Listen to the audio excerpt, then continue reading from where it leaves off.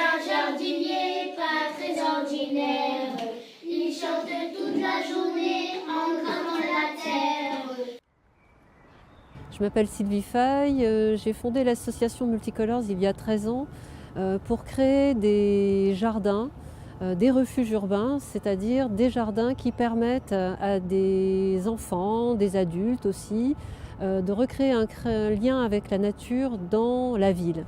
Et pour cela, donc, ces jardins pédagogiques sont dédiés à la protection des oiseaux, de la biodiversité, et sont aussi des lieux où l'on apprend à jardiner en harmonie avec la nature, c'est-à-dire avec une technique particulière qui s'appelle la permaculture.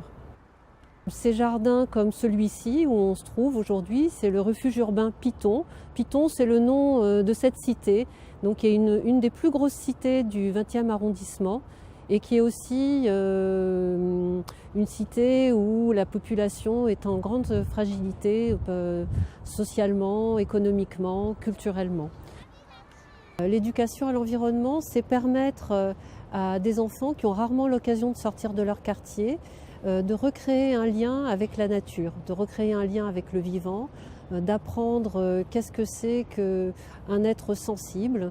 Et un être sensible, c'est aussi une plante, c'est aussi se rendre compte qu'on appartient en tant qu'être humain à la nature, que nous en fait entièrement partie et que ce lien qui nous unit au vivant est vraiment fondateur dans le développement de l'être humain.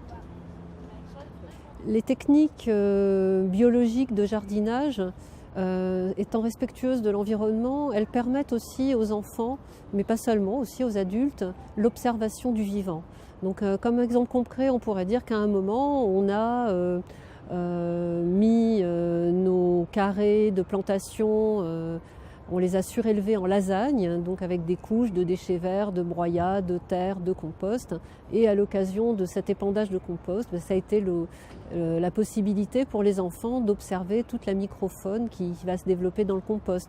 Ça peut être aussi, à partir du moment où on a cultivé un légume et qu'on va le cuisiner, eh bien on va l'ouvrir, on va le regarder, on va observer à l'intérieur. Déjà, on a observé sa croissance. Et donc ça nous met en connexion directe avec la nature, avec les saisons. C'est aussi découvrir qu'on va manger ce qui pousse à ce moment-là. Donc on est aussi dans une démarche d'une meilleure alimentation, d'une alimentation plus équilibrée, saine, et aussi d'utiliser des choses qui poussent chez nous, donc plutôt en expliquant qu'est-ce que c'est qu'un circuit court. Dans ces ateliers, Multicolors met en place une pédagogie active, c'est-à-dire que ce sont les enfants qui sont les principaux acteurs des projets. Nous, on est là plutôt pour les guider. On ne se pose pas en tant que personne détenant tous les savoirs, mais plutôt solliciter chez les enfants la capacité d'observation, d'écoute au sein du groupe, de respect de soi, des autres, pour aller vers un monde plus harmonieux, vers des relations plus harmonieuses. Et cette pédagogie active, elle a de grandes affinités avec la non-violence, puisqu'on est dans une écoute et en même temps dans un grand respect aussi bien de la terre, des animaux, des plantes et bien sûr des autres. Jardiner est aujourd'hui un acte citoyen.